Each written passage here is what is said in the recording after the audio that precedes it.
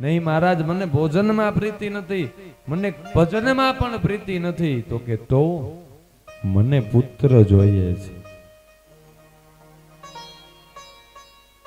પણ હે બ્રાહ્મણ, તારા ભાગ્યમાં તો સંતાન જ નથી, તારા ભાગ્યમાં પુત્ર સુખ નથી.